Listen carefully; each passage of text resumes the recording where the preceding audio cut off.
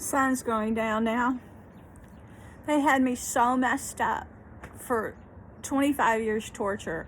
They told me the past couple years that I would have my days and nights mixed up, and that's because every night they would torture me with space weapons and with locals that would come on my property trying to make me sacrifice for Bob's ex and her sons and daughters and Alex Sisico. And they said John Saul was a vampire and that I had to give in to him. And I'm like, I don't, they thought that somebody had me in an energy prison. They said Disney, and they would leave snow globes with things in them, Christmas things in them. They left the movie Dark Knight. They left the movie Stargate. They left a wicker basket when they tried to get my dad, to try to kill my dad. They were trying to make him burn up in a fire when the day after they left the wicker basket. This is all the locals. The locals have been doing this to me for years. They're evil to the core, the people doing this. They left Nazi trains. They said I'm going to die here like in the Deliverance movie in this town, and they will never let me travel. I bought a place to try to escape. I picked a place in the Caribbean because I tried to leave and go to Vegas and they wouldn't let me. They did $25,000 worth of damage to the place I got. They sent me to the emergency room. I couldn't go there to escape here long enough to try to get help. So then I got an RV. They followed me in the RV. They sent me Stephen King messages, and a guy named Rick Brown said he would dress up with a pig mask and stuff, and that he'd show me Stephen King books, and he'd have a bat, and it'd say option number 2. They do that, and this went on and on and on.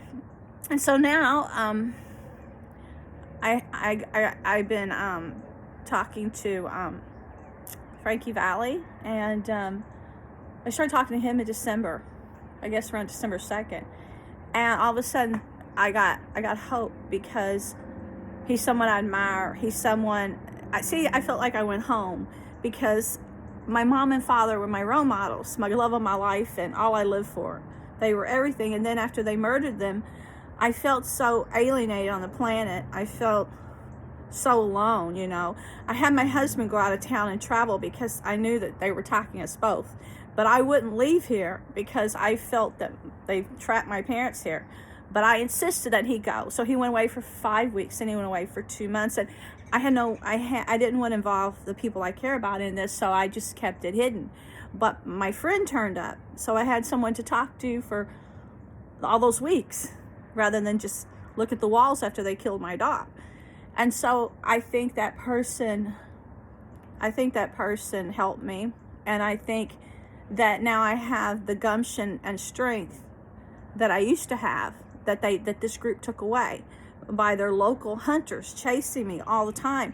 You have enough to fill an encyclopedia of their crimes for the past 25 years. Nobody used this information. You know who's doing it. Now I want to survive. I want to save the souls that are trapped here. I want to live because I know God is great, and I feel that I'm so close to God, and I love God.